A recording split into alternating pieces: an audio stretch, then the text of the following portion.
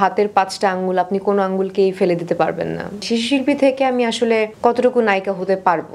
ও তো এখনো বাচ্চা, ও কিভাবে নায়িকার অ্যাক্টিং করবে? আমাকে কি আদৌ নায়িকা হিসেবে অ্যাকসেপ্ট করতে পারবে? শিশু শিল্পী থেকে যারা আসলে নায়িকা হয়ে আসে তাদেরকে সহজে কেউ অ্যাকসেপ্ট করতে পারে না, যেটা আমি আসলে পেয়েছি। আপনি কমন প্রশ্ন করেছেন, আমি কমন অ্যান্সার দিব, কারণ অ্যান্সারটাই আসলে কমন। এবং আমি যতগুলো কাজ করেছি, আমি যখন কাজটা শুরু করি আমি মন প্রাণ দিয়ে শুরু করি এবং মন প্রাণ দিয়ে শেষ করি। কমন কথা, হাতের 5টা আঙ্গুল আপনি কোনো আঙ্গুলকেই ফেলে দিতে পারবেন না। আপনাকে যদি একটা আঙ্গুল কেটে ফেলতে বলা হয় আপনি পারবেন না। সো আমিও ওই ক্ষেত্রে আমার ক্ষেত্রেও সেম, আমি কোনো সিনেমাকেই ফেলতে পারবো না, কারণ আমি জেনে বুঝে ওই সিনেমাগুলো করেছি। যদি স্পেসিফিকলি বলতে হয় পোড়ামন্টু তো ডেফিনেটলি বলবো। এবং যেই বিষয়টা নিয়ে দর্শকদের একটা দর্শক বলি কিংবা আমার মিডিয়া পার্সন, আমার সাংবাদিক ভাই বোনেরা ঢাকায় যাদের সাথে আমার বেশিরভাগ ওঠা বসা হয়, কথাবার্তা হয়, তাদের মনে একটা সংশয় ছিল যে শিশু শিল্পী থেকে আমি আসলে কতটুকু নায়িকা হতে পারবো। যখন ডিক্লেয়ার করা হয় পোড়ামন্টু দিয়ে যে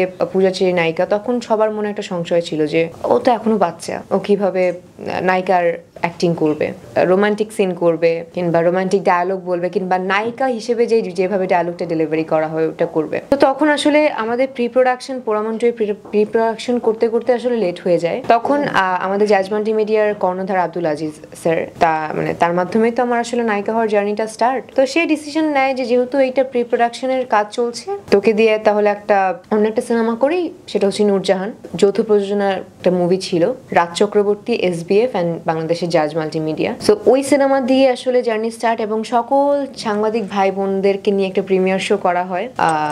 তখন আমিও একটু ভয়ে ছিলাম যে আমাকে কি আদৌ নায়িকা হিসেবে অ্যাকসেপ্ট করতে পারবে। তখন আমার বয়স ছিল 14 কি 15।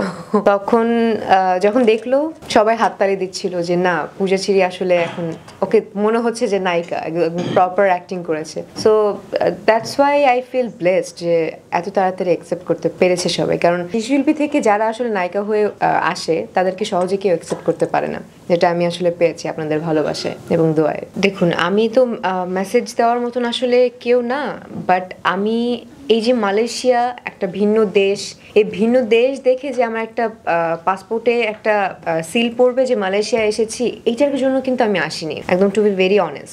আমি এসেছি, আমার মালয়েশিয়াতে আমার এক টুকরো বাংলাদেশ আছে এবং আমি সত্যি কথা বলতে একদম আমার ক্যারিয়ারকে নিয়েই বলছি।